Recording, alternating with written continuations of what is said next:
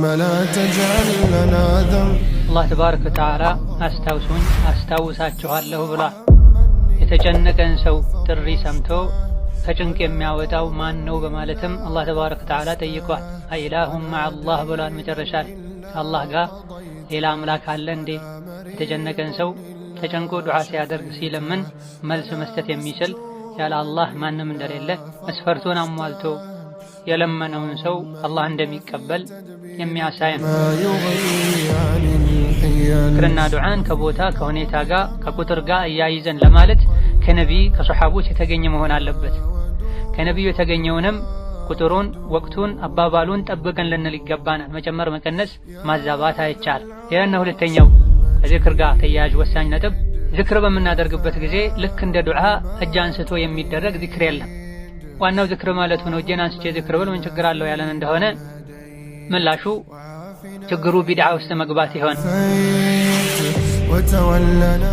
ቡኻሪ ከአቡ ሁረይራ በዘገቡት ሐዲስ አንዳችሁ ሲያስነጥስ አልሐምዱሊላህ ይበል፣ አብሮት ያለው ወንድሙ ወይም ጓደኛው የርሐሙከላህ ይበለው። ይሄን ደግሞ ያስነጠሰው አካል ያህዲኩሙላህ ወዩስሊህ ባለኩም ይበል ብላ። ይሄም በድምጽ የሚባል ዝክር እንደሆነ በሐዲስ ተነግሯል። ወከዛሊክ ላስፈጠረን ሰው ምግብ ለመገበን ሰው የምናደርገው ዱዓ አለ። ይሄም በድምጽ ነው የሚባል። ليس من يقطع طرقا بطلا إنما من يتقي. السلام عليكم ورحمة الله وبركاته. الحمد لله الذي يسبح الرعد بحمده والملائكة من خيفته وهو على كل شيء قدير. وأشهد أن لا إله إلا الله وحده لا شريك له العلي الكبير.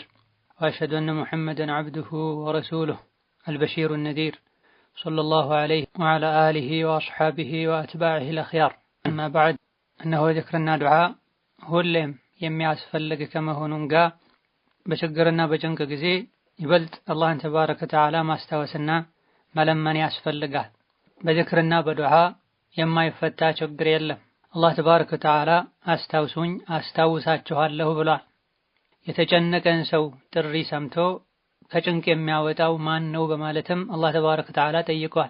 አኢላሁም መዐላህ ብሏል። መጨረሻ ላይ ከአላህ ጋር ሌላ አምላክ አለ እንዴ? የተጨነቀን ሰው ተጨንቆ ዱዓ ሲያደርግ ሲለምን መልስ መስጠት የሚችል ያለ አላህ ማንም እንደሌለ መስፈርቱን አሟልቶ የለመነውን ሰው አላህ እንደሚቀበል የሚያሳይ ነው። ባለንበት ጊዜ ሰዎች በተለያዩ ምክንያቶች በጭንቀትና በድብርት ተውጠዋል። ከሚደርሱብን ሁሉ ችግርና ሙሲባዎች አላህን ማስታወስ ይበልጣል። ከባድ የሆኑ ችግሮች ሁሉ አላህን ካስታወሱ ወደ አላህ ከተመለሱ እርግጠኛ ሆነው አላህን ከለመኑ መገላገል ይቻላልና ሁሉም በያለበት ንያውን አስተካክሎ አላህን በማስታወስ ዱዓ በማድረግ ከችግሮቻችን ሁሉ እንወጣለን የሚል የቂን እርግጠኝነት ውስጣችን ላይ ሊኖር ይገባል። ሙእሚን ከዝክር ተቋረጠ ማለት ከውሃ ውስጥ እንደወጣ አሳ ሆነ ማለት ነው። ትክክለኛ የልብ ህይወት የምናገኘው የህሊና ረፍት የምናገኘው ሁሌ ልባችን ከአላህ ጋር ሲሆን ምላሳችን አላህን ሲያመሰግን አላህን ሲያወድስ ነው። ከዝክር ስንርቅ ሸይጣን ልባችን ውስጥ ገብቶ መወስወስ ይጀምራልና ቀንና ሌሊት 24 ሰዓት ሙሉ የሚባሉ የዝክር አይነቶች አሉ። ሙቀየድና ሙጥለቅ የሆኑ በወቅት በቁጥር ተገድበው የሚባሉ አሉ። እንደዚሁ ያለምንም ገደብ የምንላቸው ዝክሮች አሉ። ለዚህም ዑለሞች ከጥንት ጀምሮ አመሉል የውሚ ወለይለ ብለው ክታቦችን ጽፈዋል። ቀንና ሌሊት ውስጥ የሚሰሩ ስራዎች ብለው ጽፈዋል። አልአዝካር ወልአድዕያ ብለው ጽፈዋል። ኢማሙ ጠበራኒ፣ ኢማሙ ነወዊ፣ ኢብኑ ተይሚያ፣ ኢብኑል ቀይም፣ አሸውካኒ በቅርብ ጊዜ የነበሩትምና ኢብኑ ባዝ፣ ኢብኑ ዑተይሚን ሌሎችም በዚህ ዙሪያ ጽፈዋል። ከሁኔታዎች ከቦታዎች ጋር ተያይዘው የሚባሉ ዝክሮችን ዱዓዎችን አብራርተዋል። በርካታ ዑለሞችም እነዚህ ክታቦችን ለተማሪዎቻቸው አስተምረዋል። ክታብ መልኩ ጽፈውም ሸርሕ አድርገዋል። አቂዳን እንደምንማረው ፊቅህን፣ ሲራን እንደምንማረው አዕመለል የውም ወለይላን ቀንና ማታ የሚሰሩ መልካም ስራዎችን የሚደረጉ ዝክርና ዱዓዎችን ልንማር ልንተገብራቸው ይገባል። ነገር ግን ዝክርና ዱዓ በምናደርግበት ጊዜ ልናውቅና ልንተገብራቸው የሚገቡ ህጎች አሉ። በዛ ህግ መሰረት መሆን አለበት። መስፈርቱን አሟልቶ ህጉን ጠብቆ ከተሰራ ነው የተኛውም መልካም ስራ ተቀባይነት የሚያገኘውና ጥቅም የሚያስገኘው። ሶላት በምንሰግድበት ጊዜ፣ ዘካ በምንሰጥበት ጊዜ ኢላ ገይሪ ዛሊክ ወደ አላህ የሚያቃርቡ ኢባዳዎችን ስናደርግ አርካን፣ ሽሩጥ የሚባሉ ነገሮች አሉ። በዚህ ስርዓትና መስፈርት መሰረት ከተሰራ ተቀባይነት ያገኛል፣ ካልሆነ ውድቅ ይሆናል። ዚክርና ዱዓም ልክ እንደዚሁ ዒባዳ ነው። ዚክርና ዱዓ ስናደርግ እነዚህን የዚክርና ዱዓ አደብና ህጋቶችን አውቀን ጠብቀን ሊሆን ይገባል። ወሳኝ ከሚባሉ የተኛውም ሰው ዚክር ዱዓ ከማድረጉ በፊት ሊያውቃቸው ሊጠብቃቸው ከሚገቡ ቃዒዳዎች መሰረቶች አንዱ መርሆች አንዱ የተኛውም በጊዜ በቁጥርና በቦታ የተገደበ ዱዓ ዚክር ከነቢዩ የተገኘ መሆን አለበት። ከነቢዩ በተገኘው መሰረትም መባል አለበት። ነቢዩ በዚህ ሰዓት ይሄን በሉ፣ በእንዲህ አይነት ሁኔታ ላይ ይሄን ያክል ቁጥር ያለው ዚክር ዱዓ አድርጉ ብለው ሳይገድቡ ማንም በዚህ ቦታ እንዲህ አይነት ዚክር በሉ፣ ይሄን ያክል ቁጥር ያለው ዚክር አድርጉ ማለት አይችልም። ይህ እንዳለ ሆኖ ደግሞ ከሁኔታና ከቦታዎች ጋር ተያይዘው በነቢይ የተደነገጉ ራሱን የቻለ ቁጥር ያላቸው ዚክሮች ቁጥራቸውን መጨመር መቀነስም አይቻልም። ቃላቶቻቸውንም ማዛባት አይቻልም። በተባለው መሰረት ፊደሉን አናባቢውን ጠብቀን ልንል ቁጥሩንም ልናከብር ይገባናል። ትርጉሙ እንኳን ለውጥ ባይኖረው አንድን ቃል በሌላ ቃል ቀይሮ ማለት አይቻልም። መጨመር እንደማይቻለው ሁሉ መቀነስም አይቻልም። ያን ዒባዳ የምናደርገውን ዝክርና ዱዓ ቦታውን ጠብቀን ነቢ ባደረጉት መልኩ ነው ያደረገን ያለው ካለን ይሄ የሆነበት ምክንያት ዝክር ዱዓ ዒባዳ ስለሆነ ነው። ዒባዳ ደግሞ ሳይጨምሩ ሳይቀንሱ ሳያዛቡ በተደነገገው መሰረት መደረግ አለበት። ዙህርን ነቢ ያስተማሩን 4 ረክዓ ነው። ፈጅርን 2 ረክዓ ነው። ከዙህር አንድ ቀንሶ 3 ማድረግ፣ ለፈጅር አንድ ጨምሮ እንደዚሁ 3 ማድረግ አይቻልም። ስሰግድ እንዳያችሁት ስገዱ፣ ሐጅ ሳደርግ እንዳያችሁት ሐጅ አድርጉ ብለዋልና ዝክርም ላይ ይሄን ነው የምንለው።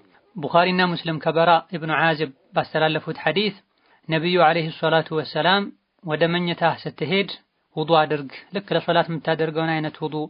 ከዛ በኋላ በቀኝ ጎንህ ተኛ። ከዛ በኋላ አላሁመ አስለምቱ ወጅሂ ኢለይከ ወፈወድቱ አምሪ ኢለይከ ወአልጀእቱ ظهሪ ኢለይከ ረግበተን ወረህበተን ኢለይከ ላ መልጀአ ወላ መንጃ ሚንከ ኢላ ኢለይከ አመንቱ ቢኪታቢከ አለዚ አንዘልተ ወቢነቢይከ አለዚ አርሰልተ በል። ይሄን ቃል ብለህ ተኝተህ በዛው የሞትክ እንደሆነ ትክክለኛ አላህ የሚወደው ንጹህ ተፈጥሮ ላይ ሆነህ ነው የምትሞተው። የመጨረሻ ንግግርህም አድርጋቸው። ስተኛ ከምታደርጋቸው ዝክሮች ሁሉ የመጨረሻ ዝክር ይሄን አድርግ አሏቸው ነብዩ ለአልበራ ኢብኑ ዓዚብ።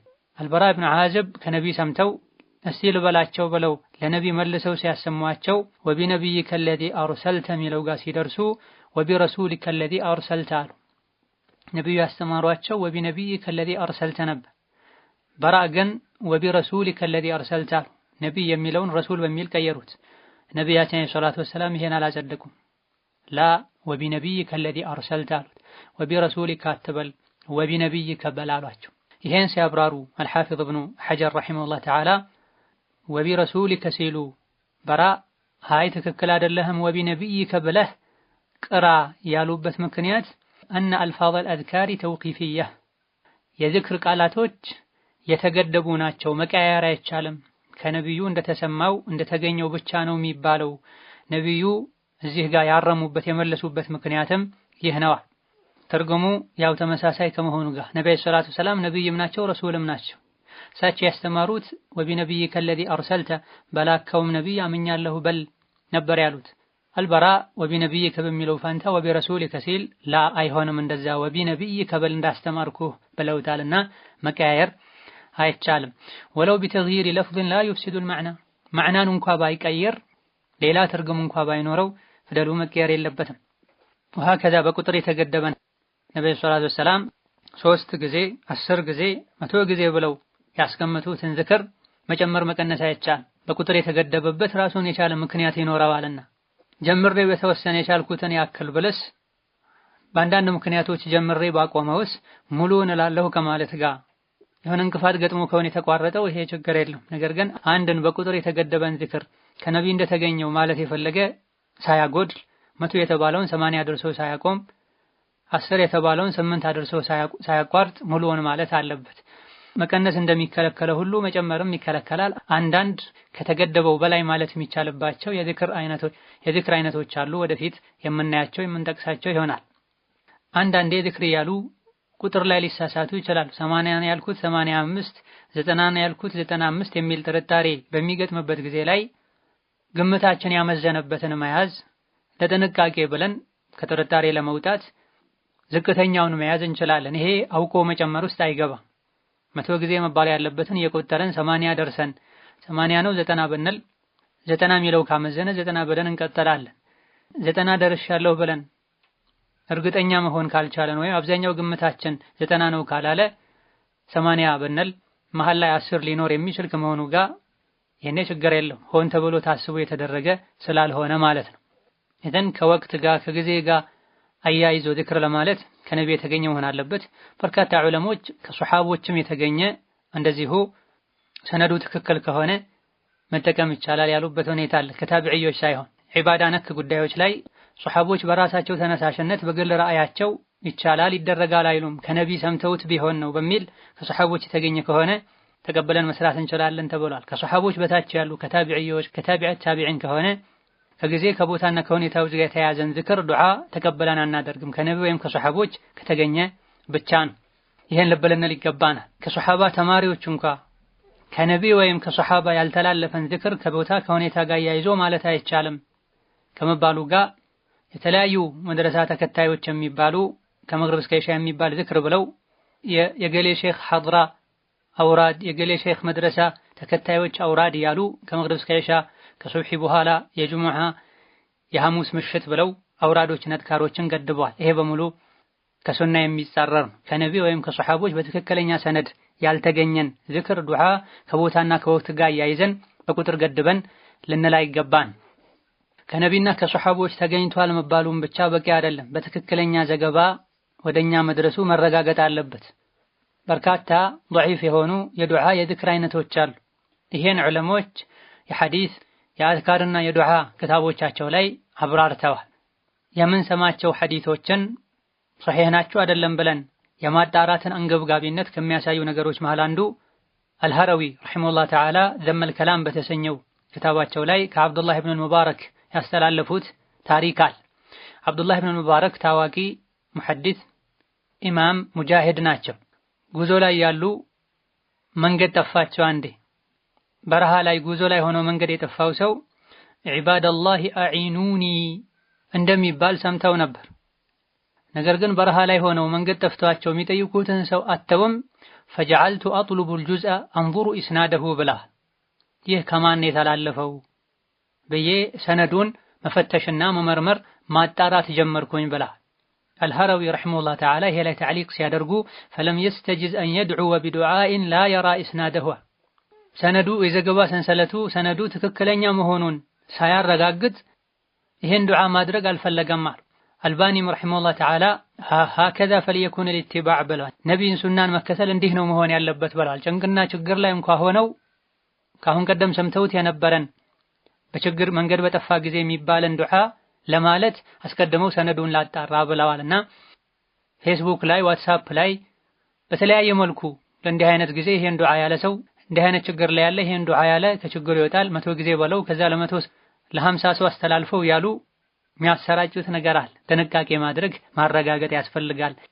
ከዲን ጋር እያይዘን ሰነዱን ሳናጣራና ሶሒህ ነው ضعيف ሳንለይ የምናደርገው ነገር ከአላህ ማቃረቡ ቀርቶ ከአላህ ያርቀናል፣ ከመንገድም ያወጣናል። ቢድዓ ስለሚሆን ቢድዓ በሙሉ ጥመት ነው ተብሏልና እንደዚሁ ሰዎች በተጅሩባ እንዲህ አይነት ዱዓ አድርገው እንዲህ አይነት ዝክር ብለው ተሳክቶላቸዋል አይባልም። ዝክር ዱዓ የዒባዳ አካል ነው ብለናል። የዒባዳ አካል የሆነ ነገር በተጅሩባ በተሞክሮ ሰው አድርጎ ውጤታማ ስለሆነበት ተብሎ አይደረግም። الدين لا يثبت بالتجربة وإنما يثبت بالسند الصحيح ተብሏል። ዲን በተሞክሮ በመመራመር አይደረግም። ይልቅ ትክክለኛ በሆነ ሰነድ ነው። ነቢ አርገዋል፣ ሱሐቦች አርገዋል። ይሄኔ ነው የምናደርገው። ሰው ቤት ውስጥ ቁጭ ብሎ መንገድ የሄደ ንግድ ዓለም ላይ ሆኖ በተለያዩ ሁኔታዎች ችግሮች ሊገጥሙን ይችላሉ። ለሚገጥመን ችግር በሶሒህ ሐዲስ የተነገረ የሚባል ዱዓና ዝክር ካለ እናደርጋለን። ከሌለ ሰዎች ሲሉ ስለሰማን ብቻ እንዲህ ነገር አናደርግም ነው። ዲናችን ሙሉ ነው። ከሁኔታዎችና ከቦታዎች ጋር ተያይዘው መባል ያለባቸው ዚክሮችን ዱዓዎችን ዲናችን አስተምሮናል። ዲኑን ልንማር ልንቀራ ልንጠይቅ ይገባናል። ሞክሬው ተሳክቶልኛል ጥሩ ውጤት አይቼበታለሁ ብለን ዚክር ዱዓን በተሞክሮ ከሁኔታና ከቦታዎች ጋር አያይዘን ማለት ከጀመረን ዲነል እስላም ልክ እንደ ተበላሹ ሌሎች ሃይማኖቶች መጫወቻ ይሆናል። እዘን ይህ ወሳኝ የሚባል አንድ ውስጡ ላይ የተለያዩ ነጥቦችን የያዘ መርህ ነው።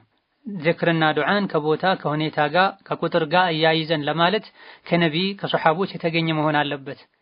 ከነቢዩ የተገኘውንም ቁጥሩን ወቅቱን አባባሉን ጠብቀን ልንል ይገባናል። መጨመር መቀነስ ማዛባት አይቻልም። ሌላና ሁለተኛው ከዚክር ጋር ተያያዥ ወሳኝ ነጥብ ዚክር በምናደርግበት ጊዜ ልክ እንደ ዱዓ እጅ አንስቶ የሚደረግ ዚክር የለም። ዋናው ዚክር ማለቱ ነው። እጄን አንስቼ ዚክር ብል ምን ችግር አለው ያለን እንደሆነ ምላሹ ችግሩ ቢድዓ ውስጥ መግባት ይሆናል።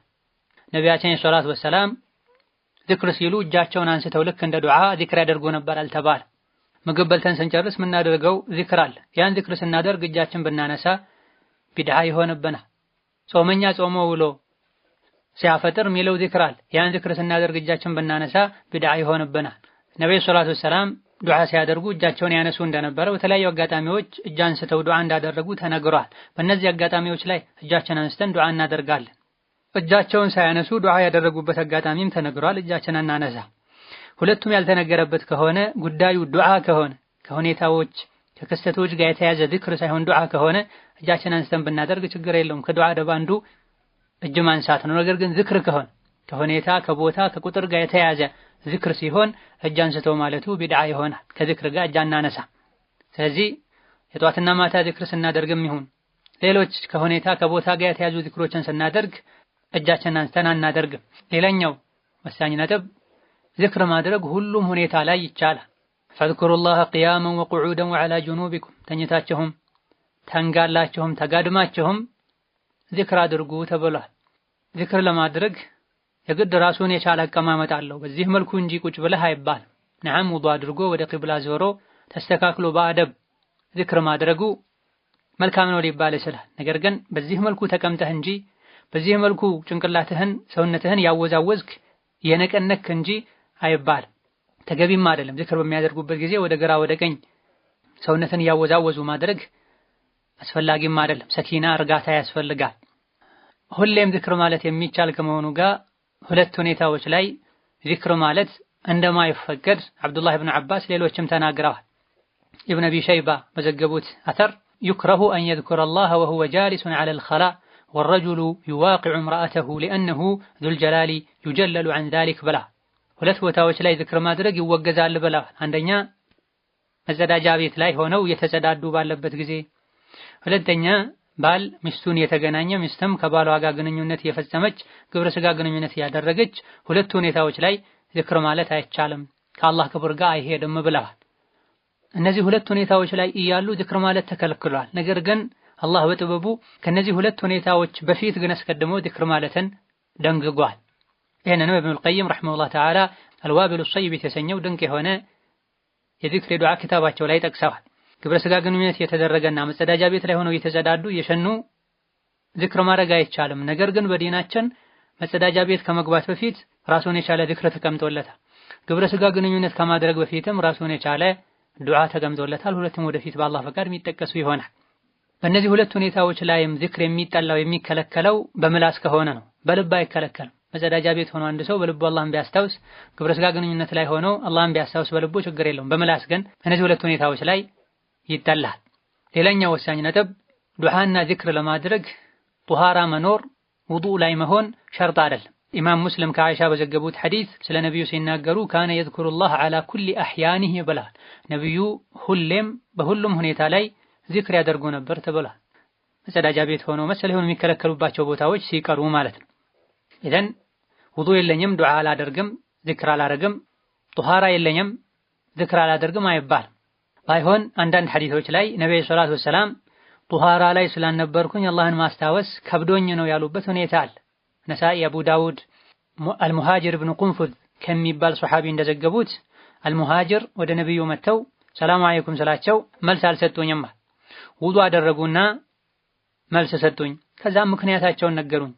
ጧሃራ ላይ ስላልነበርኩኝ አላህን ማስታወስ ጠልቼ ነው አሉኛል።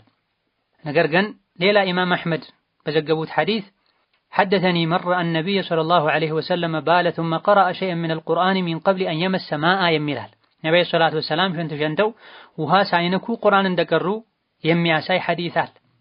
ይህ ሐዲስ ዚክር ለማለት ቁርአን ለመቅራት ዱዓ ለማድረግ ውዱእ መኖሩ ሸርጥ እንዳልሆነ ያሳያል። ውሃ ሳይነኩ ቁርአን ቀሩ የሚለው አገላለጽ በተለይ ኢብኑ ሒባንም ረሂመሁላህ ተዓላ ታዋቂው ሶሒሓቸው ላይ ሙሉ ጧሃራ ላይ ሆኖ ዚክር ማድረግ በላጭ ስለሆነ እንጂ ሌላ አጋጣሚ ላይ ጧሃራ ላይ ስላልነበርኩኝ አላህን ማስታወስ ከበደኝ ያሉት በመሰረቱ ግን ወንጀል እንዳልሆነ እንደሚቻል ይህ ሐዲስ ያሳያል ብለዋል። ጧሃራ ላይ ባይሆኑም ዱዓ ማድረግ ዚክር ማድረግ ይቻላል የሚለው ጧሃራ ጀናባንም ጭምር ያካትታል ተብሏል።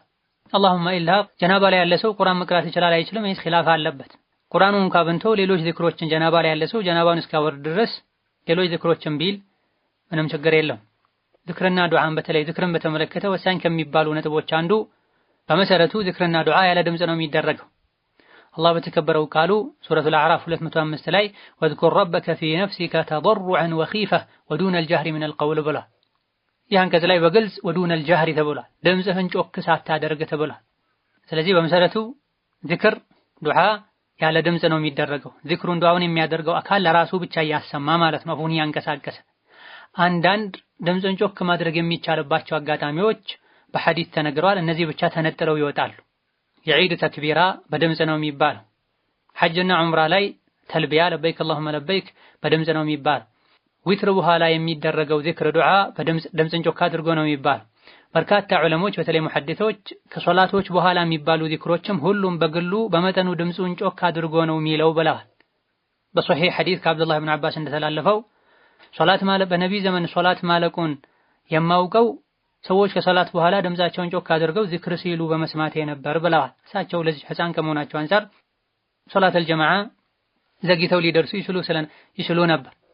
አንዳንድ ዑለሞች እንደ ሻፊዒ ለማስተማር ከሆነ ነው ለኢማም የሚፈቀደው ኢላ ገይሪ ዛሊክ ያሉበት ሁኔታ አለ። ነገር ግን በርካታ የሐዲስ ሊቃውንቶች ማንኛውም ሰው ቤተኛውን ጊዜ በመጠኑ ሌሎችን በማይረብሽ መልኩ ሁሉም በግሉ ድምጹን ጮክ አድርጎ ከፈርዱ ሶላት በኋላ የሚባሉ ዚክሮችንም ማለት ይቻላል በድምጽ ብለዋል።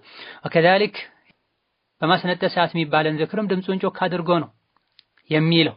ቡኻሪ ከአቡ ሁረይራ በዘገቡት ሐዲስ አንዳችሁ ሲያስነጥስ አልሐምዱሊላህ ይበል፣ አብሮት ያለው ወንድሙ ወይም ጓደኛው የርሐሙከላህ ይበለው።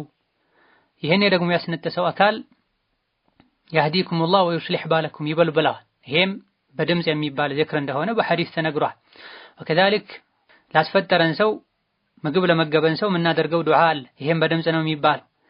ለተጋቡ ለሙሽራ የሚደረግ ዱዓ አለ። ባረከላሁ ለክ ወባረከ ዐለይክ ለአኺሪህ በድምጽ ነው የሚባል። መንገደኛ የሆነ ሰው ቁልቁለት ሲወርድ ዳገት ሲወጣ የሚለው ዚክር አለ። ይሄም ድምጽን ጮክ በማድረግ ነው የሚባል። እነዚህና መሰል የሆኑ ድምጽ ጮክ ተደርጎ የሚባሉ ዚክርና ዱዓዎች ካልሆኑ በስተቀር ዚክርና ዱዓ ያለ ድምጽ ነው የሚባለው። ይህ ከመሆኑ ጋር በጋራ ተሰብስበው ድምጻቸውን ጮክ አድርገው ዚክር የሚሉ ሰዎች ከፈርዱ ሶላት በኋላ በቋሚነት ተሰብስበው ኢማሙ ያረገ ሌሎች ተቀብለው አሚን የሚሉ ሰዎች አሉ። ይሄ ነቢይም ሰሐቦችም ታቢዒዎችም ያላደረጉት ኋላ ላይ የተፈጠረ ቢድዓ ነው። ከሶላት በኋላ ድምጽን ጮክ አድርጎ ዱዓ ማድረግ መሰረት የለውም። ነብዩ ሰለላሁ ዐለይሂ ወሰለም ሶላት ፈርዱ ሶላት ባሰገዱ ቁጥር ዞረው ከማሙሞች ጋር ድምጻቸውን ጮክ አድርገው እሳቸው ዱዓ ያረጉ ማሙሞች አሚኑ ነበር የሚል ሐዲስ የለም። በግሉ ቢያደርግ ችግር የለውም። ይሄም አንዳንዴ ቢቀር የተሻለ ነው። ወከዛሊክ ከመግሪብ እስከ ኢሻ ተሰብስበው ድምጻቸውን ጮክ አድርገው አውራድ ያሉ ዚክር የሚሉ ሰዎች አሉ። ይሄም ተገቢ እንዳልሆነ ከዚህ እንረዳለን። እንደዚሁ ጁሙዓ ቀን ወይም ሰው ሲሞት ተሰብስበው ድምጻቸውን ጮክ አድርገው በጋራ ያውም ሶላዋት የሚያወርዱ ሰዎች አሉ። ይሄም ተገቢ አይደለም። አንድ ነብዩ በጋራ በጀማ አድርጉት ብለው ያልፈቀዱ ያልደነገጉን ዚክር በጀማዓ ማድረጉ አንድ ቢድዓ ነው። ነብዩ ጮክ ብለው ይሉት ነበር ተብሎ ያልተደነገገን ዒባዳ ጮክ ብለው ማለቱም ሌላ ራሱን የቻለ ቢድዓ ነው። ሌላኛው ከዚክር ጋር ተያይዞ እናውቀው የሚገባ ወሳኝ ነጥብ ከአንድ በላይ ዚክር ወይም ዱዓ የተደነገገበት አጋጣሚና ቦታ እነዚህ አዝካሮችና ዱዓዎችን ሁሉንም ሰብስበን በአንዴ አንልም። በተራ ተራ የቀያየረን ነው የምንለው። ለምሳሌ የሶላት መክፈቻ አዝካሮች ዱዓዎች አሉ። ተክቢረቱል ኢሕራም አድርገን ቀጥታ ፋቲሃ አንቀራም። ከፊት የሚደረግ ዚክርና ዱዓ አለ። በዚህ ዙሪያ በርካታ የዱዓ አይነቶች ተነግሯል። ሁሉንም ሰብስበን በአንዴ አንላቸውም። አንድ ጊዜ አንዱን ሌላ ጊዜ ሌላኛውን ነው የምንለው። እንደዚሁ ደግሞ አተህያቱ ላይ የተለያዩ የአተህያቱ አይነቶች አሉ። ከበርካታ ሷሐቦች የተዘገቡ የቃላት ልዩነት ያላቸው። ሁሉንም አተህያቱ በአንድ ቦታ አንል። በአንድ ተህያቱ ላይ ሁሉንም ቀላቅለን አንደለም። አንዴ አብዱላህ ኢብኑ መስዑድን፣ አንዴ አይሻን፣ አንዴ ኢብኑ አባስን ቀያየረን ማለት እንችላለን። መባልም አለበት። ሱናውም ይሄ ነው። ሁሌ አንዱን ብቻ ካለን ሌላኛውን ሐዲስ መተው ይሆናል። እንደዚሁ ደግሞ ነፍሳችንም ለምዶት መች ቀርተን እንደጨረስነው አናቅም። ቀያየረን ስንል ለልባችን አዲስ ስለሚሆን ሶላት ላይ ልባችን እንዲሰበሰብ ይረዳል። እንደዚሁ ከሶላት በኋላ ሱብሃንአላህ አልሐምዱሊላህ አላሁ አክበር ስንል የተለያዩ የተስቢህ አይነቶች አሉ። 10 አለ፣ 25 አለ፣ 33 አለ፣ የመጨረሻውን 34 ማድረግ አለ። ሁሉንም 33 አድርጎ ላኢላሃ ኢለላህ ወህደሁ ላ ሸሪከ ለሁ ኢላ አኺሪህ ብሎ መቶ መሙላት አለ። ቀያይሮ ማለት ይቻላል እንጂ ሁሉንም አንድ ላይ ጨምቆ ማለት አይቻልም። ይህ እንዳለ ሆኖ በርካታ ዚክሮች በአንድ ቦታ የሚባሉበት ሁኔታ አለ። እንደ አይነቱ የተፈቀደውን ሁሉንም በአንድ ቦታ ባንዴ እንላለን። ለምሳሌ ሲተኛ የሚደረጉ የዚክር አይነቶች አሉ። ቁል ያ አዩሀል ካፊሩን መቅራት፣ ቁል ወላሁ አሐድን፣ አየተል ኩርሲን፣ ሱረቱል በለቅ፣ ሱረቱን ናስን፣ ሱብሃንአላህ አልሐምዱሊላህ አላሁ አክበርን 33 መጨረሻ 34 ጊዜ ማለት ይህ ይቻላል። የጠዋትና ማታ ዚክሮችን ሁሉንም ማለት ይቻላል። የጠዋትና የማታ ዚክር መሆናቸው እስከተነገረ ድረስ هذا الله تعالى አለም። እነዚህ ዋና ዋና የሚባሉ ዚክር ውስጥ ከመግባታችን በፊት ልናውቅና ልንጠብቃቸው የሚገቡ ወሳኝ ነጥቦች ናቸው። አላህ ተባረከ ወተዓላ ሁሌም እሱ በሚወደው መልኩ አላህን ከሚያስታውሱ ባሮቹ ያደርገን። አላ ኩሊ ሸይን ቀዲር። ሰላም አለይኩም ወራህመቱላሂ ወበረካቱ።